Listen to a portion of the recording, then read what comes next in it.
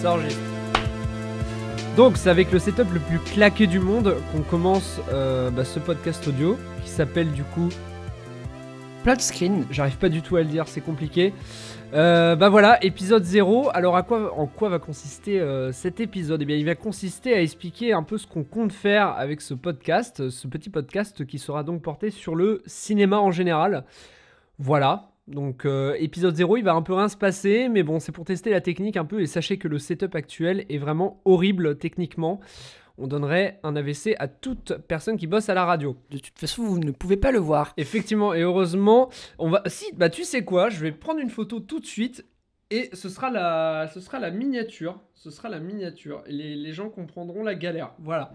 Nickel. Bon, alors du coup, on s'était dit que pour le premier épisode, il fallait qu'on se présente. Parce que bon, parler de cinéma, c'est bien beau, mais il faut savoir qu'est-ce qu'on fait, d'où on vient et ce qu'on aime. Donc voilà, je te laisse te présenter. Arnaud, vas-y, présente-toi. Alors, je m'appelle Arnaud, j'ai 20 ans. T'as 20 ans ? Oui, j'ai 20 ans déjà. Ah oui, merde. Putain, la vache. Ah, il est plus vieux que moi. Bon, Oui, je me rends compte de ça à l'instant. Incroyable. Et je suis en licence 2 de cinéma à Paris 8 et je souhaite plus tard faire scénariste. Très bien Arnaud, wow, super casting. Est-ce que tu peux parler de ce que t'aimes au cinéma ? Je sais pas, genre un minimum, quand même. Enfin, c'est un peu vague comme question, mais tente d'expliquer un peu, quoi. Qu'est-ce que j'aime au cinéma ? Ouais. Et tout simplement, je vais au cinéma pour ressentir des sensations, des émotions. Putain, c'est beau. Putain. Oui, c'est ça en fait. C'est voir des films qui peuvent me marquer durablement, qui peuvent faire écho à ma vie, par exemple, je sais pas. Essayer de se sortir de la réalité pour mieux s'y replonger plus tard. Mais je suis curieux. Qu'est-ce que tu aimes dans le cinéma, Bichente ? Nous voulons tous le savoir ici. C'est insupportable. Ah, vraiment, je serais pas fait pour faire des talk shows. Bon, c'est un peu ce qu'on fait, mais sachez juste avant que je me présente, que on a envie de faire un podcast de cinéma parce que déjà, on a besoin de parler de cinéma. On parle très souvent de cinéma et on trouvait ça intéressant de peut-être le partager.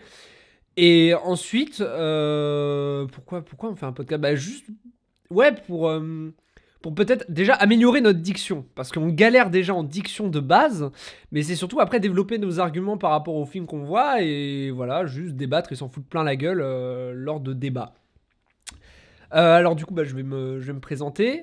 Je m'appelle Bichente, j'ai 19 ans, donc je suis plus jeune que toi. J'étais persuadé que tu avais 19 ans, je suis vraiment une merde, alors que non, t'as un an de plus en de fait, plus tu que es moi. en 2000, donc c'est normal. Ouais, tu es un 99, donc tu fais partie de l'élite, effectivement. Mais nous sommes du même siècle, ne l'oublie pas Arnaud. Oui, ça c'est un truc inventé par les 2000, mais bon. Alors du coup, moi je suis aussi, donc on est en licence ensemble de cinéma. Et qu'est-ce que je pourrais dire, à part le fait que je suis passionné de réalisation depuis tout petit, de cinéma en général, mais surtout de réalisation, et j'ai pour ambition, on va dire première, de pouvoir peut-être un jour, éventuellement dans l'optique 2, pouvoir réaliser des films. Ce serait pas mal, parce que c'est le seul moyen que j'ai de m'exprimer à travers l'image et le montage, et voilà, c'est ce qui m'intéresse le plus au monde. Mais attends, Bichente, n'aurais-tu déjà réalisé des films ? Oh là là, si, j'ai tenté de réaliser quelques courts-métrages, dont un qui sort très bientôt, et nous consacrerons une émission, parce qu'on en a rien à foutre d'être des putains de connards prétentieux, et on donnera une émission pour parler de ce film qu'on a créé ensemble, et on en a rien à foutre. En fait, pour vous expliquer un peu le principe de cette émission, l'idée ce serait parler de cinéma en général, mais plus particulièrement à chaque épisode d'un cinéaste ou d'un genre de cinéma ou d'une technique de cinéma. Nous, ce qui nous intéresse, c'est surtout l'analyse de films, c'est là-dessus qu'on parle. Et on trouvait ça effectivement intéressant de ne pas se concentrer sur des critiques. Donc par exemple, on aurait pu éventuellement critiquer des films qui sortent au cinéma. Mais nous, ça ne nous intéresse pas forcément parce que déjà beaucoup de gens font ça et je pense qu'ils le font mieux que nous. Mais nous, ce qui nous intéresse, c'est effectivement analyser une œuvre dans sa globalité et en discuter et se marrer dessus. C'est vraiment ce qui nous anime. Du coup, Plot Screen, ça servira à ça, ça servira à analyser le cinéma. Ce sera une émission purement d'analyse. On s'est juste fixé une règle, c'est que tout ce qu'on dira, absolument tout ce qu'on dira dans ces émissions, et c'est un peu un advertising, c'est que tout ce qu'on va dire, c'est absolument subjectif. C'est-à-dire que ça ne regarde que nous. Il n'y a rien d'objectif, on n'affirme rien, et si on fait des affirmations, on s'excuse d'avance, mais sachez juste que ça sort de nos esprits, ça vient de ce qu'on aime au cinéma, ça vient de ce qu'on étudie au cinéma, ça vient de ce qu'on apprécie au cinéma, et donc on n'a pas la science infuse, et on déteste, nous deux, les critiques qui affirment des choses. On trouve ça vraiment con, que ce soit dans tous les arts de toute façon, mais particulièrement le cinéma, vu que ça nous touche. On déteste quand des gens font des affirmations sur des films, sur des réalisateurs, qu'ils les insultent ou alors qu'ils font des ovations en disant que c'est les meilleurs réalisateurs de tous les temps. On trouve ça absurde, et nous on est là un peu pour contrer ça, pour ramener un peu de calme là-dedans et analyser posément voilà, des filmographies. Mais l'analyse reste tout de même une pratique dans le cinéma qui reste subjective, et donc tout ce qu'on dira, ce sera potentiellement de la merde. Mais au moins on les dira. Oui, enfin, bon, après, à part Chambre 212, Oh là là. qui est un film... Oh là là là là. Enfin voilà, il y aura Oula. quand même quelques exceptions, mais C'est bon, ça. nous nous étalerons pas dessus. Alors, on s'est dit que si vraiment on voulait parler d'un film qui nous tient à cœur et de rentrer dans la critique et l'analyse, il y aura toujours de l'analyse, toujours. C'est essentiel, il y aura toujours de l'analyse. Mais si on a décidé de faire une critique, on la fera. Et ce sera en général sur soit un film qu'on a vraiment adoré à mort, qu'on a vraiment, enfin un film qui nous a vraiment marqué, on a besoin de parler dessus, ou alors juste un film qu'on n'a vraiment pas aimé. Mais il faudra toujours qu'on ait besoin de parler dessus. C'est-à-dire que si c'est un film qu'on a vu, par exemple, récemment on a vu 1917 qui vient de sortir à l'affiche, on n'a pas grand-chose à dire dessus, quoi. On n'a pas grand-chose d'intéressant à dire dessus. Voilà, c'est tout. Parce qu'on est des hipsters et Parce qu'on qu'on- ne voilà. s'intéresse pas à l'actualité. Allez, chais. Et Chais. que, voilà, on fait ce qu'on veut. Il y a que nous qui écoutons ce podcast, donc voilà. J'avoue, on sait même pas si ce podcast sera écouté, donc si une potentielle personne écoute ce qu'on est en train de dire actuellement, eh bien on vous remercie, parce que c'est typiquement l'épisode qui est inintéressant, mais on avait besoin de faire comme une sorte de bible de ce podcast. En cinéma, pour ceux qui savent pas, quand on crée un projet, surtout des séries ou des formats assez longs, on crée ce qu'on appelle une bible, c'est-à-dire on montre toutes les cohérences de l'univers d'un projet. Et en fait, cet épisode, il est un peu là pour ça, c'est vous parler de qu'est-ce qui nous anime et de pourquoi on a décidé de lancer cette émission. Voilà. Alors maintenant, de quoi est-ce qu'on peut parler? On peut parler de nos goûts en cinéma, parce que quand même on a des goûts. Donc vous avez bien compris qu'on était assez jeunes, et on n'a pas la culture que certains critiques pourraient avoir. On n'est pas dans un magazine, donc on n'a pas toute cette ambiance parisienne de la critique de cinéma. On n'a pas tout ça. Mais on a nos goûts à nous, même si voilà, on n'a pas cette culture encore que certains critiques ont. Mais on a besoin d'en parler. Alors voilà, Arnaud, est-ce que tu peux commencer à parler de qu'est-ce que tu aimes au cinéma? Et même si t'as pas envie de dire quel cinéaste t'anime, tu peux dire qu'est-ce que tu aimes ressentir au cinéma, qu'est-ce que tu aimes voir, plus particulièrement que tout à l'heure. De façon plus précise, disons que pour moi, alors c'est très théorique, assez perché, je sais pas. Pour moi, le cinéma, c'est une façon de faire de la philosophie, mais de façon intéressante et divertissante. Et ça, la notion du divertissement est très importante pour moi. C'est pour moi, voilà, quand on fait du cinéma, quand je regarde des films, c'est des œuvres qui sont là pour donner du sens à nos vies, aux choses, à l'univers. Et voilà, ça nous aide un peu à comprendre le monde. Et c'est ça ce que je veux retrouver. C'est pas quelque chose qui serait dans le jugement, voilà, juger qu'est-ce qui la morale, voilà, qu'on devrait faire ou pas, mais plutôt C'est important pour nous. La morale, voilà, on ne supporte pas voilà, ça au cinéma. je supporte pas ça, j'aime pas trop les films qui sont trop premier degré, trop après c'est encore des goûts personnels, hein, qui sont trop terre à terre, films un peu sociaux, voilà. C'est Ouh là là, c'est ça va un- lancer du clash, ça va alors, lancer du clash. non mais c'est un goût très personnel. Que Moi, je partage préfère, pas. je préfère les films qui sont plutôt, oui, c'est ce que j'ai dit un peu tout à l'heure, qui nous sortent un peu de la réalité, qui sont pas forcément dans un réalisme pur, mais qui par contre font écho à nos vies, voilà, qui ne parlent pas dans le vide, qui sont pas juste un film où il n'y a pas que du divertissement, ou au contraire un film qui ne serait pas que à thèse en fait, un peu entre les deux, voilà. Alors, C'est très général, hein. à préciser que là, on est en train de dire nos goûts en général, mais il y a des exceptions. C'est-à-dire Bien qu'Arnaud, sûr, bien il sûr. dit qu'il aime pas trop les films sociaux, mais il y a des films sociaux que je lui ai fait découvrir ou qu'il a découvert tout seul et qu'il aime bien. Il y a énormément d'exceptions. Mais là, on tente juste de retranscrire nos goûts personnels, parce que je pense que c'est des choses qu'on n'énonce pas assez actuellement. C'est qu'est-ce qu'on aime au cinéma, parce qu'à force de voir des films, à force de s'enseigner sur le cinéma, il y aura forcément un moment où on comprendra qu'est-ce qui nous anime. Et c'est ça qu'on tente de décrire. Et c'est super compliqué, c'est un exercice qui est super dur. Vous pouvez essayer et vous verrez que parfois vous n'arriverez pas trop à découvrir tout ça. Nous, on a pris du temps à réfléchir par rapport à ça. Donc voilà, c'est assez intéressant. Non, et puis de toute façon, on n'est jamais cohérent avec nous-mêmes. Enfin, je veux dire, on essaye d'être cohérent, mais je veux dire, il y a évidemment plein d'exceptions. Apprendre avec des pincettes. Exactement. Et t'as des films là, des noms à balancer, vas-y, balance.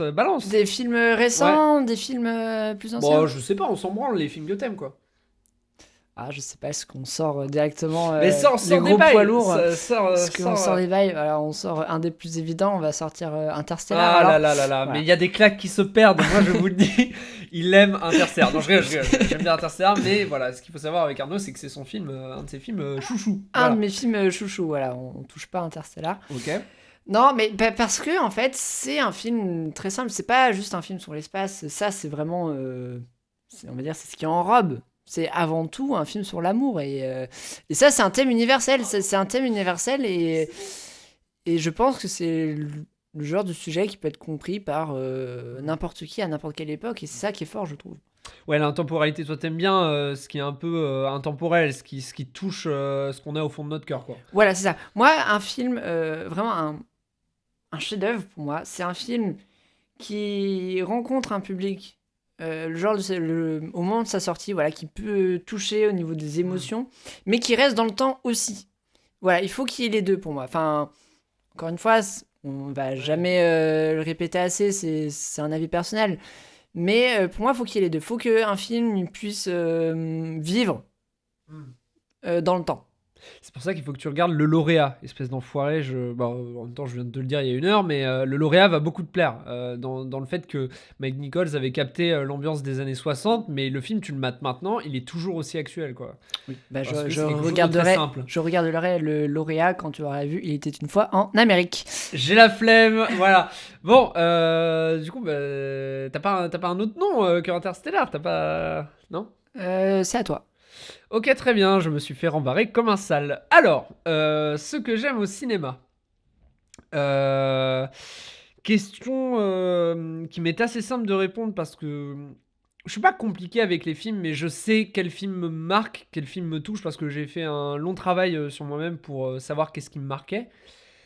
J'aime 2 types de films. Soit le film qui est d'une ampleur dingue, pas forcément avec des effets spéciaux dingues ou des actions de fou ou des films de guerre où il y a 4000 figurants, ça je m'en fous un peu. C'est plus ce genre, et ça va faire un peu hipster prétentieux de dire ça, mais le genre baroque, entre guillemets.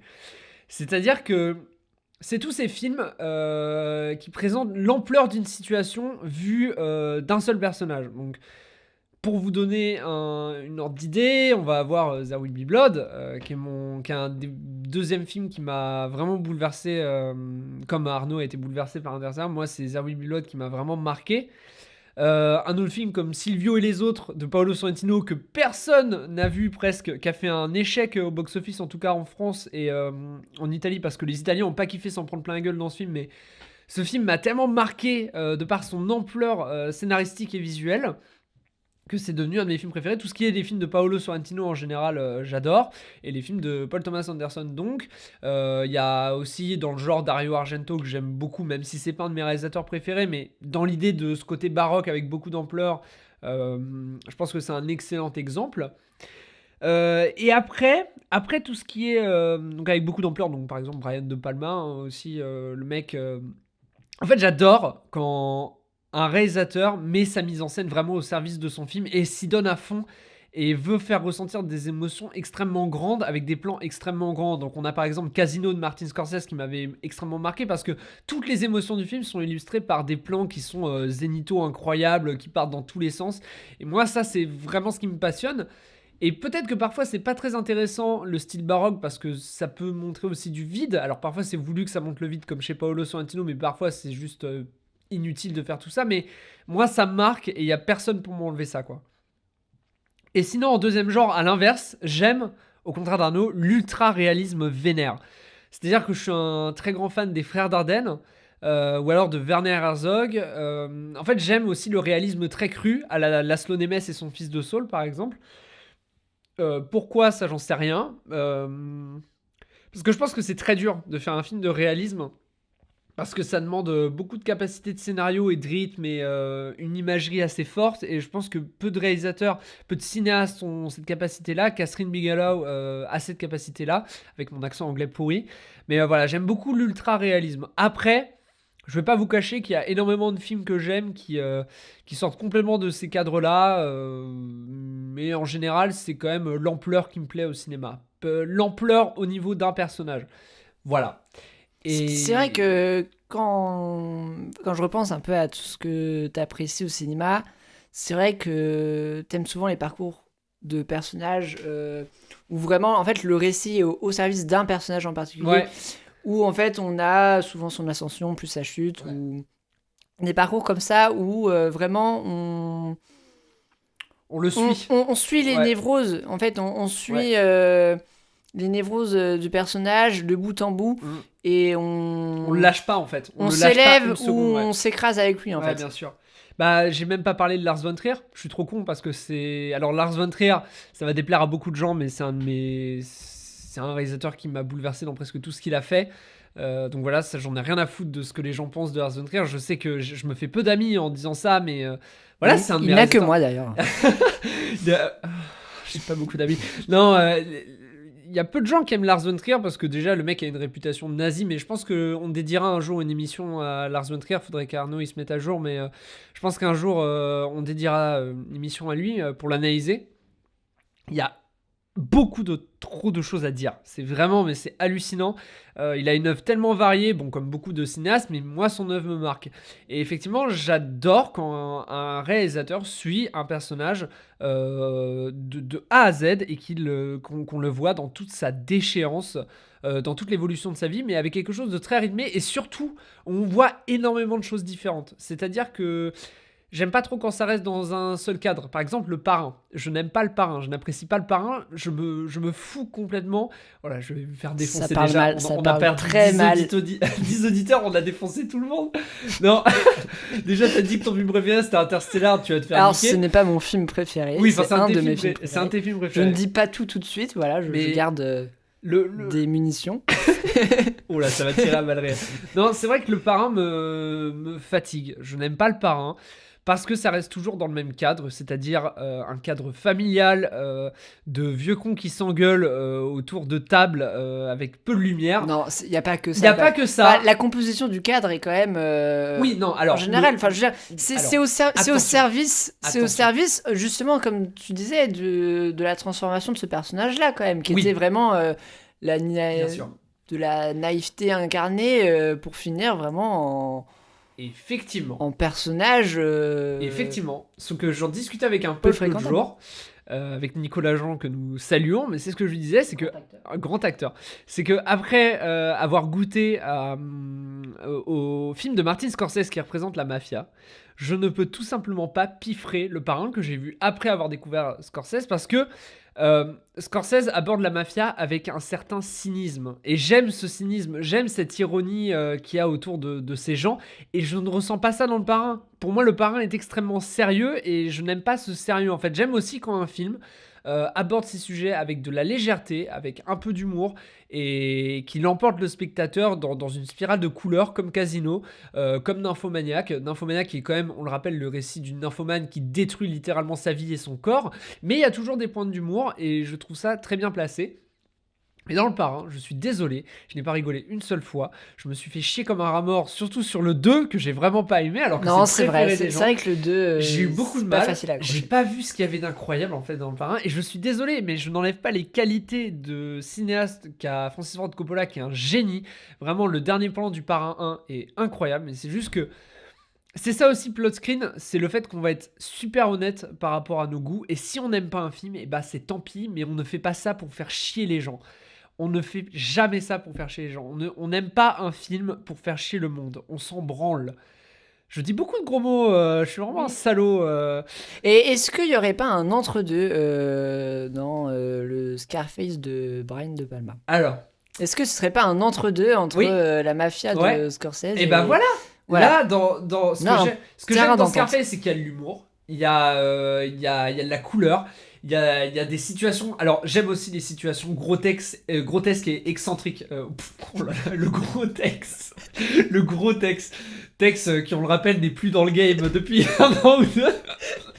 Le gros texte, hein, on s'en rappelle. Donc, je disais, j'aime bien les situations grotesques. Et excentrique, j'adore l'excentricité, enfin pas excentricité au sens de Rocky Horror Picture Show en mode il y a wouh c'est la fête, il y a plein de choses qui se passent, on est des foufous dans notre tête, ça c'est pas ça qui m'anime, c'est l'excentricité de personnages, c'est leur côté mégalo que j'adore et j'aime quand le cinéma peint des personnages mauvais, des personnages qui n'en font qu'à leur tête, des personnages Qui ont une idée fixe. ouais qui sont obsédés par quelque chose et en fait, ce qui est beau, c'est que à la fin, le spectateur est attaché à ces gens-là. Et au contraire, j'aime pas au cinéma quand on fait juste un méchant pour faire un méchant. C'est absurde et quand on n'y est pas attaché, je vois pas l'intérêt. Mais quand on nous présente par exemple Paolo Sorrentino qui nous fait Il Divo, donc sur Julio Andreotti, le ministre italien qui était soupçonné de faire partie de la mafia. Certes, le personnage est un enfoiré et tout le film est là pour montrer un peu comment il a manipulé tout le game de la politique italienne, mais d'un autre côté, on n'est jamais dégoûté par ce qu'il est, enfin, on l'est un peu, mais on n'est pas répulsé par ce qu'il est. Et moi, j'aime quand le cinéma m'offre la possibilité de m'attacher à des enfoirés. Oui, tout simplement avoir de l'empathie pour ces personnages. C'est ça, parce que enfin, c'est pareil pour Dogville, pareil pour les films de Lars von Trier, The House de Jack Bill, tout ça. Enfin bref, je vais pas parler de moi pendant 10 ans parce que c'est pas le sujet de l'émission, mais voilà, sachez juste que j'ai ces goûts-là en particulier, mais je suis ouvert à tout dans le cinéma. C'est juste que parfois, il y a des films qui vont me saouler.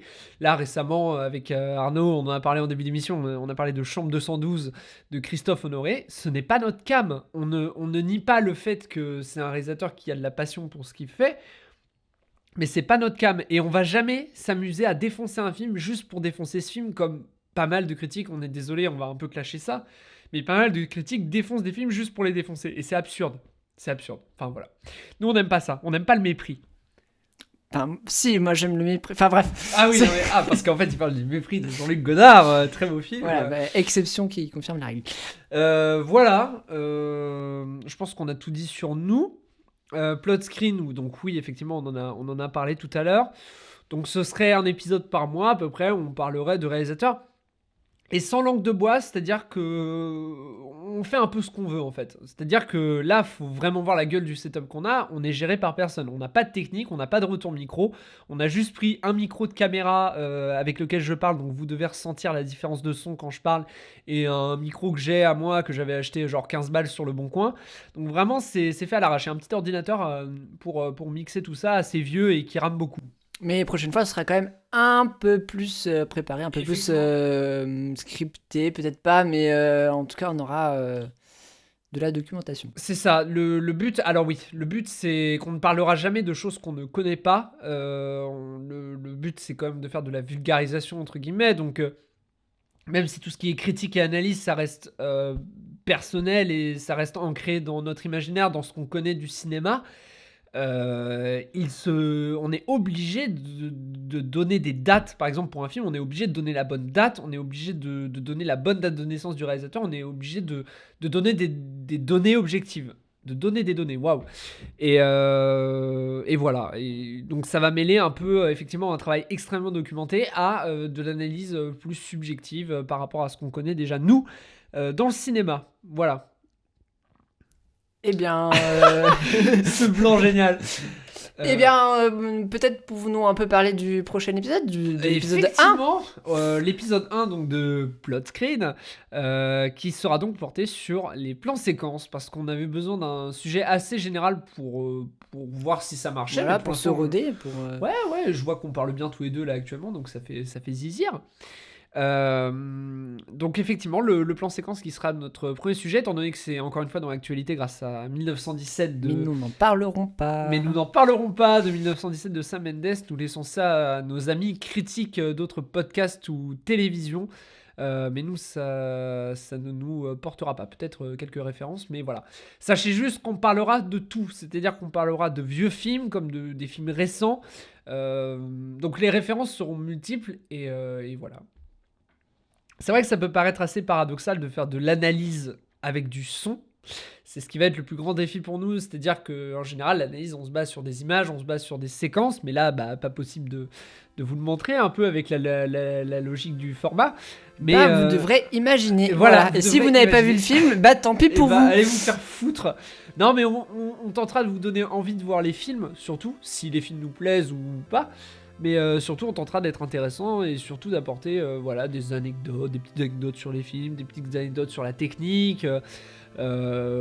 Sur Arnaud est spécialisé en scénario, donc je pense qu'aussi il va pas mal nous parler de scénario aussi, parce que c'est quand même quelque chose qui l'anime, même si c'est pas sa priorité number one ever future. Ça ne voulait rien dire. Et moi, tout comme Arnaud, surtout parler de mise en scène et de mise en image, parce que la narratologie, c'est ce qui m'intéresse, comment on raconte des histoires au cinéma. Et voilà, et paradoxalement, on va le faire en podcast et on n'en a rien à foutre parce que c'est un format qui nous plaît. Voilà. Je pense que c'est tout pour cette petite note d'intention. Est-ce que tu as quelque chose à rajouter, mon cher Arnaud ? Eh bien non, portez-vous bien. Voilà, portez-vous bien et puis à la prochaine pour le premier épisode de Plot Screen.